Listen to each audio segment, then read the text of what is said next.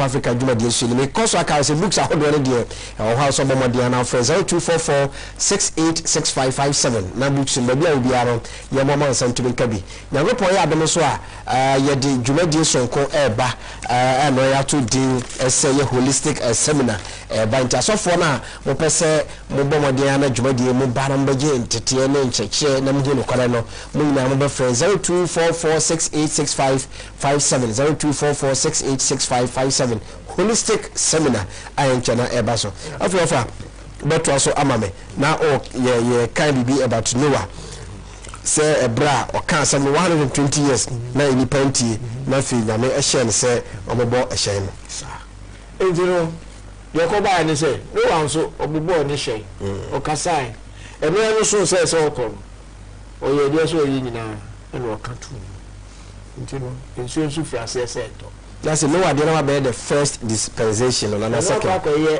no one the third after never dispensation. Okay. Responsibility no the man or and who do man or kasachi nipa to move no one sacra. Okay. That was his responsibility.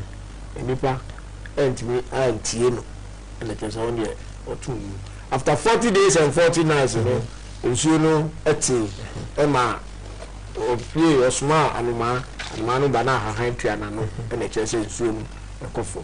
And you know ensuo no call for no obo ade ni Noah e call apam.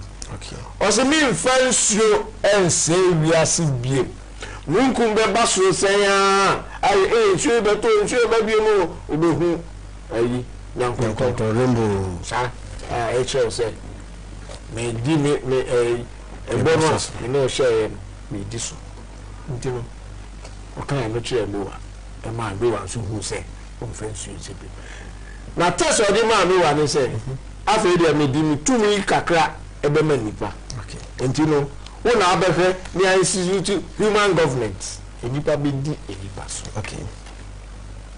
Di no time ene buy enti anunu ene na ye universal if you say enipa so di ekwan bo kan say e be drum na bi no enkom shemu no tumi no be free mo nsa na ko Gentiles eho Sabre no any friend of the times of the Gentiles. Okay. Okay, Bible no. Times of the Gentiles. Ebebaso. It be see May 2017 I can say to me is in the hands of Gentiles. Yes. Manamam for you. Manamam for the crowd.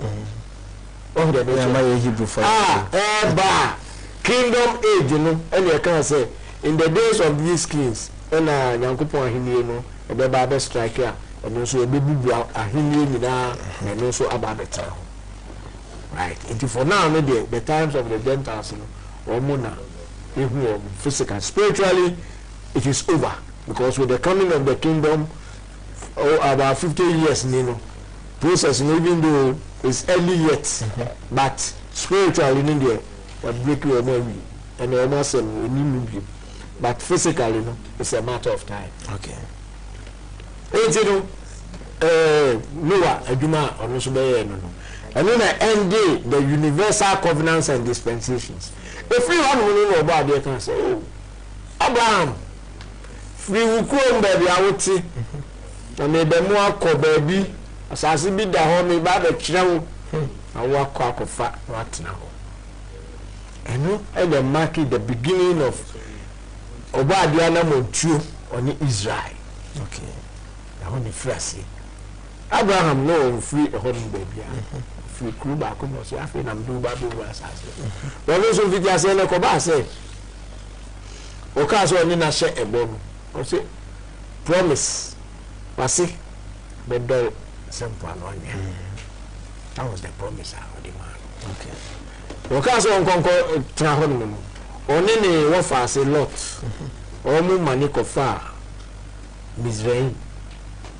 Actually, ahokyere ne manema tutu ye no ansan o sasamba nti oba na oni ne ofase no mbe papa mu the ofase no ko Sodom na ono so to asuko kina oni ne ye Sarah nti oba omo ba no om de Egypt aba o mba de bedu ba bi no Sarah no kan say even though promise we wo ho no mi se na nyini enya ade a me fi se metimi enyin se po no ma nti nka be ya senya bibi ya be ko ya ma on odo be funa no na ba ye ko dai ko so start say ba no nya o di ye ka say pam ni free hon ene niam enti no e hon no na ye e ba no a Abraham ni Sarah oni Egyptian hand you know ewo ye no no na ye promise yes enti go say tire no a on call you say no Sarah be faithful at a late age no be faithful and oni ni kunu Isaac enti Isaac mu na sa promise no e be pay free okay after ono no the buy ni say o mu be wo Isaac nso e ba be wo the first entafo Jacob and Esau e ma no so no e ko ba say ba ko enya favor with ya e ma ni din Jacob no ko da sai e ma no so be ye friend Israel e ma no so ni madumienu o me na be ye the 12 tribes of Israel yes until after na parameter no ya set for Israel until if you are more quantity na fi Yankopon ni Israel na etu anamo oni universe bi if so see me ni Israel na etu anamo ama o mu mbom o ma ye the light unto the whole world internet is anamo ntu na ye etu no specifically no me ne mo na eko ye me pese mu yeni ye me pese mu yeni ye me pese mu yeni enti hon mo no ene je say your friend say eno so be kan kakra ama mo an kan bibia na je say I said you go go about say na je say enini the third dispensation human government okay so be kan na fi ya the promise okay to be kan there is self the third dispensation human government yes Genesis 8:20 comment with the end of the flood that is in Suyirino right also at this time we see the start of the third covenant Noahic Noahic, that is Genesis 9 verse 1 which is made between God and Noah. In this covenant God establishes that he shall not destroy all flesh nor the earth by flood again, and that the rainbow shall be for a token, that is a sign of the covenant between him and the earth. The declaration of the Noahic covenant subject humanity to a new test. The distinctive future of the third dispensation is the institution for the first time of human government, the government of man by man. Man is responsible to govern the world for God. This responsibility initially rested upon all of humanity. Later, during what is prophetically termed the times of the Gentiles, authority to rule the world be given exclusively into Gentile hands, according to Daniel chapter 2 verse 36 to 45. Right. The element of the Noahic covenant outlined here are 1. The relation of man to the earth under the Adamic covenant is confirmed. 2. The order of nature is confirmed. 3. Human government is established. And then 4. Earth is secured against another universal judgment by water. The Noahic covenant also outlines specific prophetic declarations regarding the sons of Noah, Shem, Ham and Japheth, right? And then about the promise. Abraham was told to go to Canaan's land and possess it. En route, however, he found famine in the land and proceeded into Egypt. After trials, tribulations and confrontations with Pharaoh, he left Egypt to journey to Canaan land. Abram and Lot, his nephew, son of Haran, separate. Abram dwelling in Canaan and Lot in Sodom. That is Genesis chapter 13 verse 12. Abram and Sarai were by this time of good age. Sarai seemingly beyond childbearing years, yet the promise of a spiritual seed had not yet been fulfilled. Through lack of her faith, Sarai gives Abram her Egyptian handmaiden and Ishmael is born. That's Genesis 16 verse 11. It will not be until after God made a covenant with Abraham, renames him Abraham, and renames his wife Sarah, that the spiritual seed promised would come forth in the birth of their son Isaac. According to Genesis 17 verse 19. That's a dinner can Sarai. And if you bear Sarah and Abraham bear Abraham. The fourth covenant, that is Abrahamic, right, is formed according to Genesis chapter 12 verse 1 to 4 and confirmed, scripturally seed promised. Okay. It's in 7 parts. Genesis this. Okay, I'm also see 7. I will make of thee. Yes. I will make of thee what? I will make of thee a great nation. 2. I will bless thee. 3. And make thy name great. 4. And thou shalt be a blessing. 5. Will bless them that bless thee. 6. And curse him that curseth thee. 7. In thee shall all the families of the earth be blessed. Ishmael was blessed to become a great nation, but the spiritual seed promised would be manifested in Isaac. Ishmael was blessed to become a great nation. That's right. But the spiritual seed promised, the promise manifested in Isaac. Didn't you have a debate, a great and the hottest debate between the Islamic religion and the Christianity religion. Say Isaac, on abortion crown because on a back. No crown say a Christopher said baby, a friend say Isaac. Because onona Bible no ekase boshe ni gira no so ntira ha misim bi mu no secretary no so 18 say Isaac Ishmael de fine na boshe bi ho say obey o man kese no spiritual seed promise ni de na ewo Isaac so no no house very good and they can say yeah me manyini we say bia o no with any malice. And they are not interested. Aha. Sarah kind. One can so know how. And just sent us a year. Okay. It's another kind of debris. During this time, man once again fails to regain his holiness and relationship to God and descends further into degeneracy. Yes, exceedingly evil. The wicked cities of Sodom and Gomorrah were dens of sodomy and perversion. After calling out Lot, these cities were destroyed by God with fire and brimstone.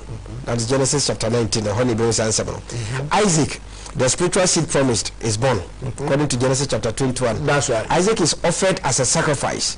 The ultimate test of Abraham's faith. Genesis 22. Abrahamic covenant is reaffirmed according to Genesis 22 verse 16 and then 17.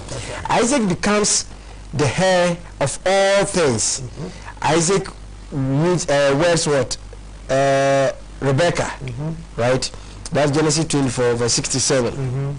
And then yes, words Rebecca. 2 nations in womb. Very good. Esau, who would become the father of Edom, and Jacob, who would be named Israel. Esau forfeits his birthright to Jacob. Jacob receives the blessing of Esau according to Genesis 27. Jacob becomes Israel, a prince with God. Genesis 32. Now, question you from Fuladibi. Abel, Abel, right? Now Abel make it to for the bonimono. Now me only saw Abel there. Emma came before the cool Abel. Who Jacob ni Esau? Esau no man a penny. And so the Korea said about 20 penny. Emma ketwan no no. Ebe so nyamieni. E kame say nketwa no. E wo nyamieni madom. At the same penny for now. I didn't hear. You do read now, the 12 sons, that's the 12 tribes, Jacob or Israel.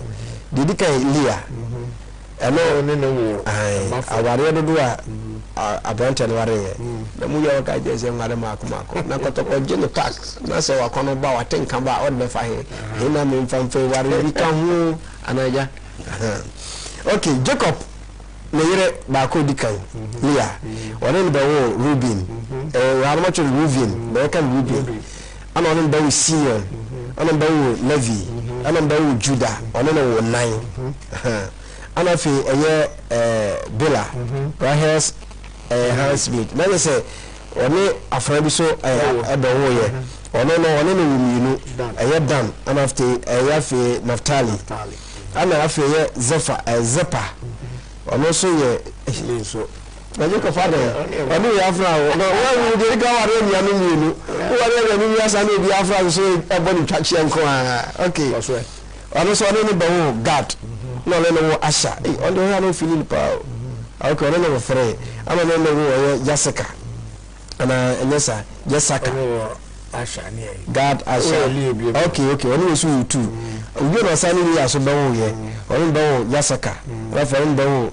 Zivolon right there so ono so two okay ana for sa Rahel bawo ye Rahel ono no Joseph ono no Benjamin right nti nye dumi no nti no mpana for no ewo phone ana yele no we ha ya wa a new pharaoh and never free Joseph no say Joseph no okay Joseph na Rahel no Joseph is sold by his brethren into Egyptian slavery according to Genesis 37 verse 26.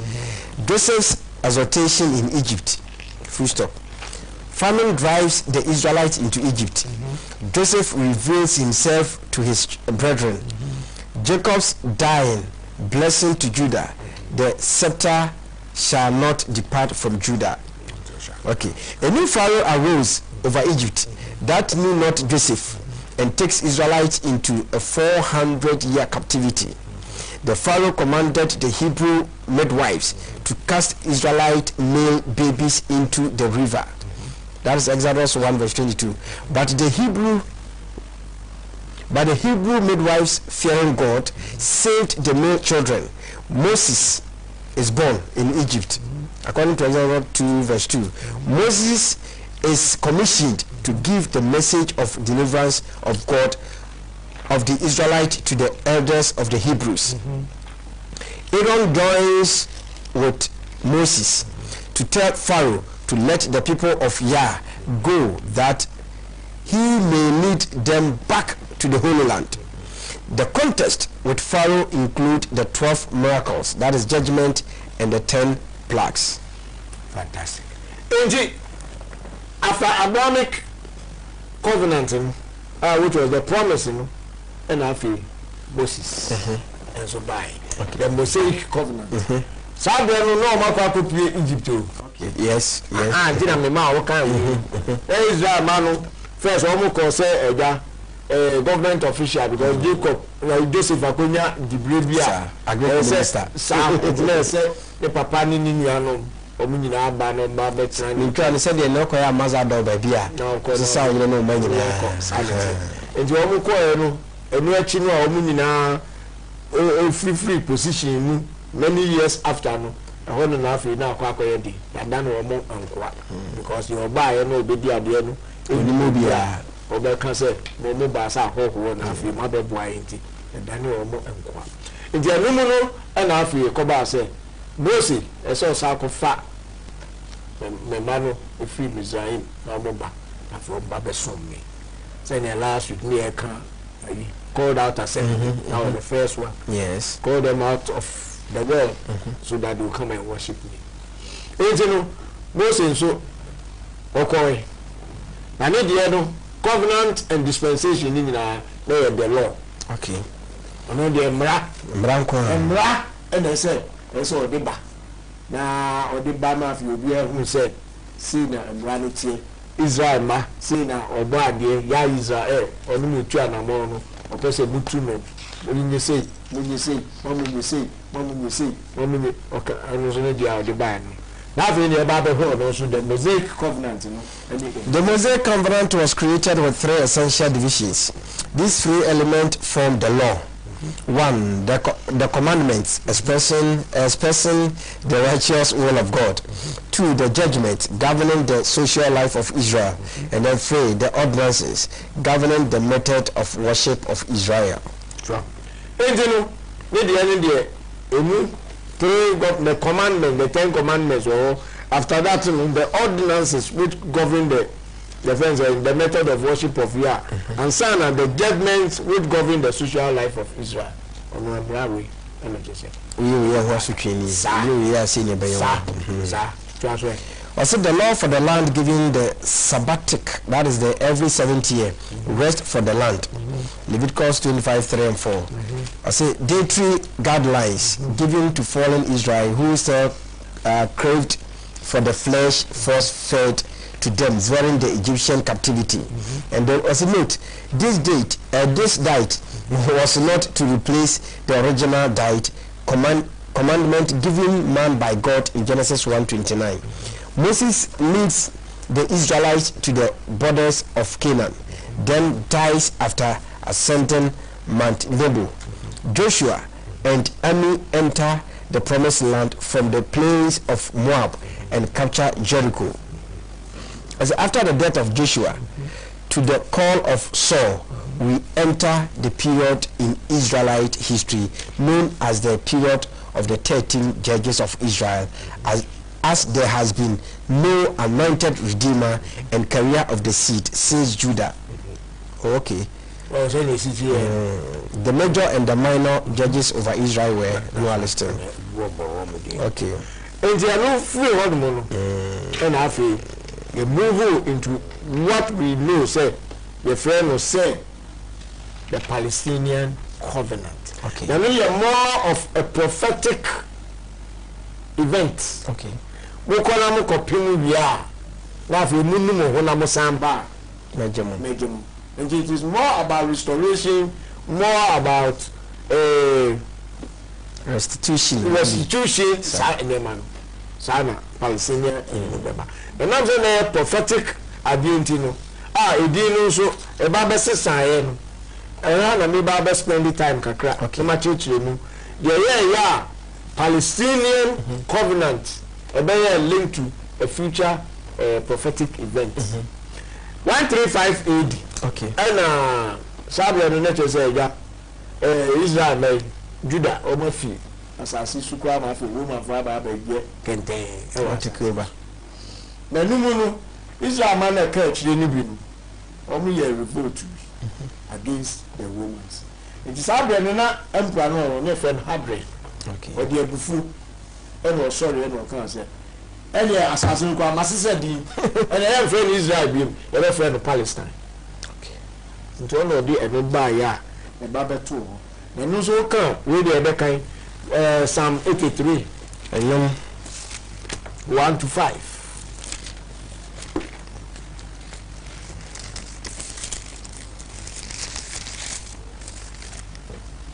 Enyom oha adiotwe mensa 183 85. Okay 83 enyom adiotwe mensa enyom adiotwe mensa yimu baako keep not thou okay was it keep not thou silence, O God, hold not thy peace and be not still, O God. Verse 2, for lo, thin enemies make a tumult, and they that hate thee have lifted up the head. Verse 3, they have taken crafty counsel against thy people and consulted against thy hidden ones. Verse 4, they have said, come and let us cut them off from being a nation, that the name of Israel may be no more in remembrance. Verse 5, for they have consulted together with one consent. They are confederate against thee. For they have consulted together with one consent. They are confederate against thee. In terms of verse 4 on Pana, they have said, come, let us cut them off from being a nation, that the name of Israel may no more in remembrance. And you prepare Hadrian. Into a cutting off now, Palestinian covenant, a futuristic something, and Arafat. Yes, Arafat. A jump in, a back car, and say between we as say, only Palestinians, and assassin. Already let biblical prophecies. Sir, say I engineer let us cut them off. na so yakati wo mo fa e ho na afọ obi usurpers o ba ni o mo dia no mo so be ni mu obi ni Arafat oba na so Palestinians yeah asase eni aba be di asase free and say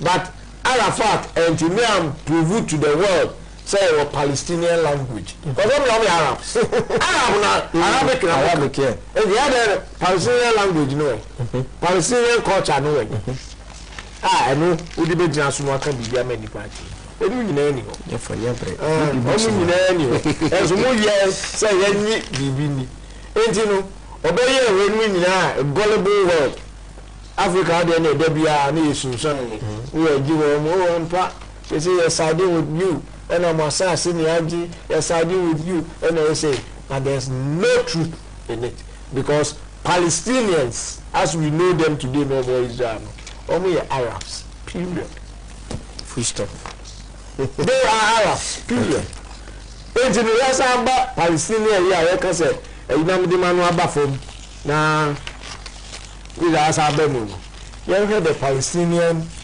defense saying Convenant okay and your man kiti a ya na ewu mu a emi ehun say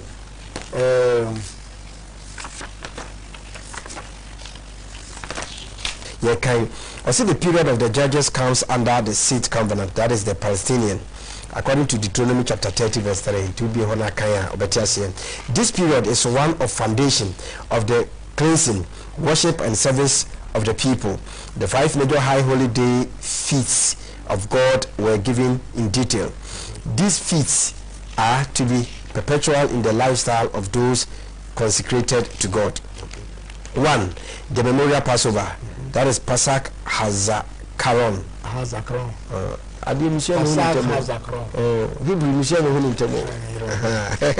And then feast of unleavened bread. Okay. And then Kag Hamazotti.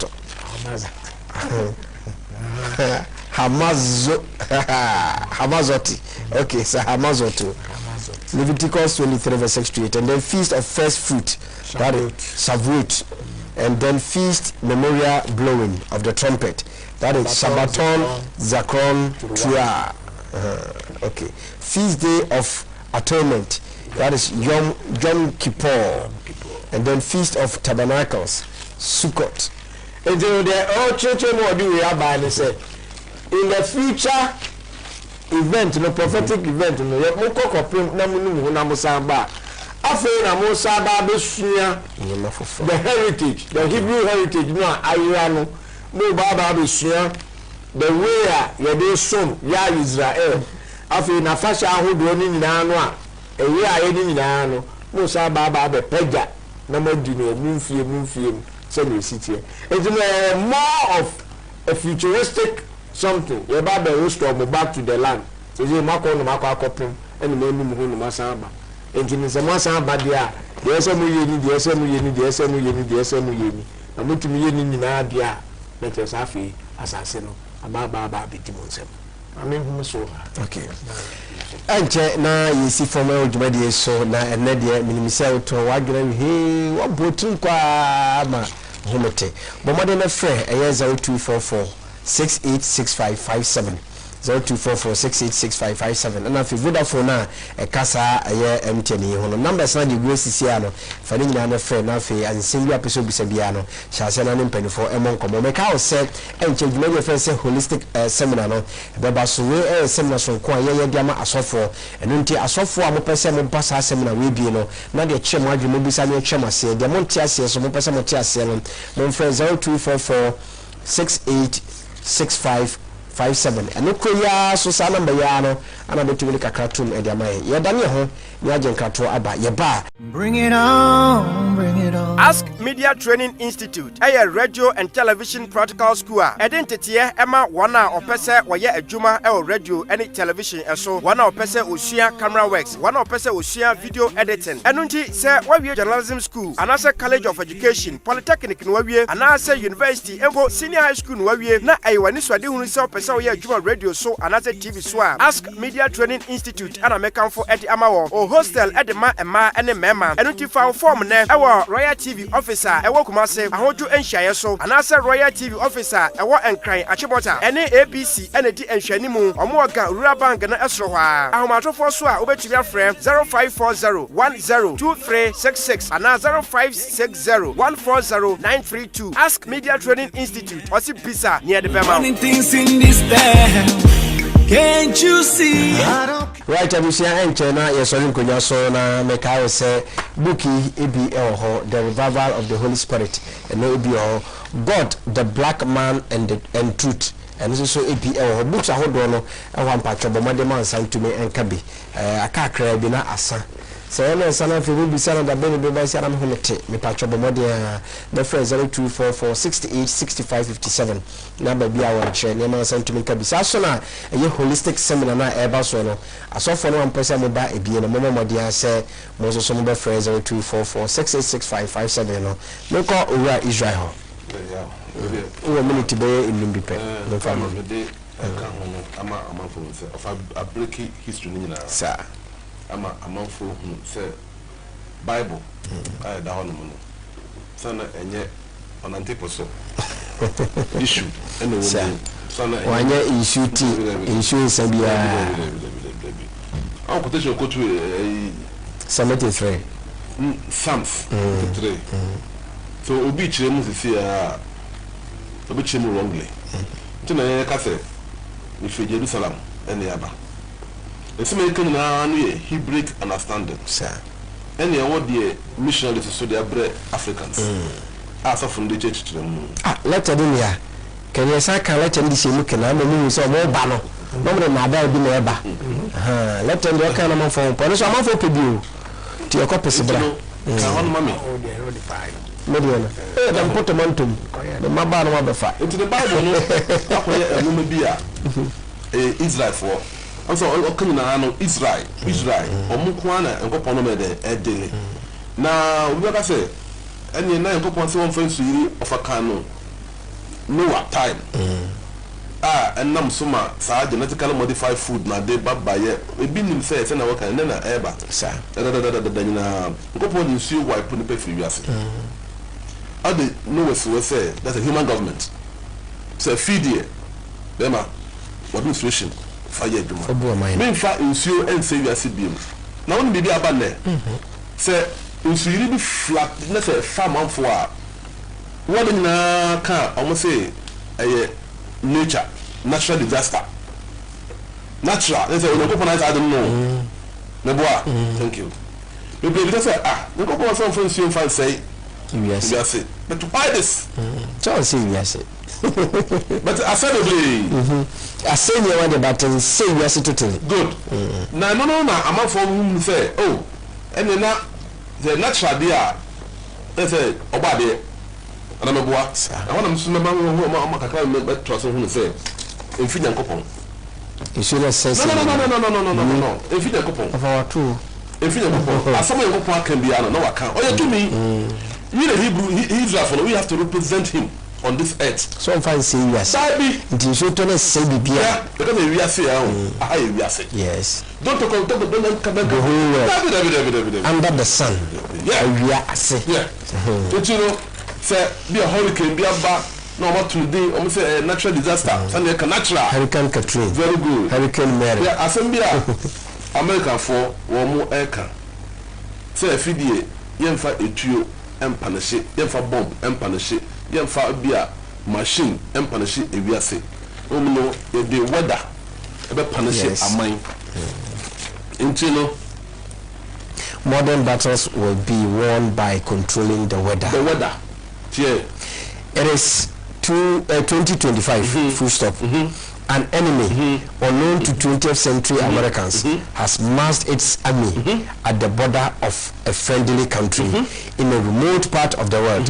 High above them flies a single unmanned stealth aircraft. A faint wisp of black dust sprays from its tail, spanning the creation of the only weapon capable of stopping the threatening horde. So I make a focus on sɛ wogyimi kyerɛ ɔmo a na sɛ Ghanafoɔ a ɔmo mfa tuo ma ɔmo yusu weather sɛ ɔpɛ a ɔde bɔnframa no ba wiem ɛpɛ bɛba saa bɛ mfie du ne nyɛ nwane ni punishment tele bi no nsuo so a hwade hɔ ase yɛ. I say our vision is that by 2025 the military could influence the weather on a mesoscale, that is a theater wide, or micro scale, that is immediate local area, to achieve operational capabilities. Thank you. Country coming. If weather modification can actually turn the tide of battle remains an open question. The American military's only acknowledged recent experience in using weather as a weapon occurred with Project Popeye, okay, which began in 1966. Okay, the experiment's objective was to extend the monsoon season, thereby increasing the amount of mud that formed on the Ho-Chi Minh Trail, a supply route that wound from what was then North Vietnam through Laos and Cambodia into South Vietnam. They produce, to produce the rain, a silver iodide rain-making agent dubbed olive oil was dispersed from WC-130 aircraft into the clouds over the trail. Wow. Yeah. Obia hunu rainbow o ko aka mo se nsu atoba bi na epie nipa efiri wiase na abofo na baka yense o natural disaster ina ya kwhye yakopon America for no mo no boss abla no country bi ambo jima chiro bi ambo so mpana mu a ye the weather nsu bitumi atop be 1 week na flood the whole nation na epie na efiri wiase e ba sa no a me use the word natural disaster omo wi a na omo atomodin how are hurricanes named? Hurricane Katrina, Hurricane Wilma, your Anna, your Bert, your Danny, your Erica, your Fabian, Grace, Henry, Isabel, Joan, Kate, Larry. Hurricane Wow, a punishment and nipa the TV as your boss Ablano, 2003. James Abrimo. Okay, we 29 year MI, but to 280, your Arthur, Beta, Caesar, Dolly, Edward, Fran, Gustav. In the hurricanes in Guau, punishment in Guau. Nana Umu, you Nana, any Nana, and a 2 year Nana, I will be say a color. And I know about me a Janam Serena. I feel a hurricane. What name, woman, one over by year. Nina, which is a 2 for the Copona, a Panacea, a natural, a bonnet. So, the natural. Let me just say, do for your Kayano. No more time in the couple of Kayano. This is a bar. And the 2 Palestine, you know, come at 7. Here, Palinano, near Tibi, you caught Middle East. Toka, Copata Toka, no margins are say, we Tabuntino, the Benoit, Israel must accept Palestinian states. Jordan King, Obama renewed wish for separate Israel and Palestine. I'm not going to inside. No more than Sasana and a prophecy. Sadia, no dear. Yet, Yaw Timopono, said the fact. We were here before. Was my sister Dino. It didn't was a son of Bass. I said, dear, dear, a sort of 4 o'clock in the world. As well, very. Into the party, they say, yes. The Bible dispensation in the covenant, and will be that one. Right.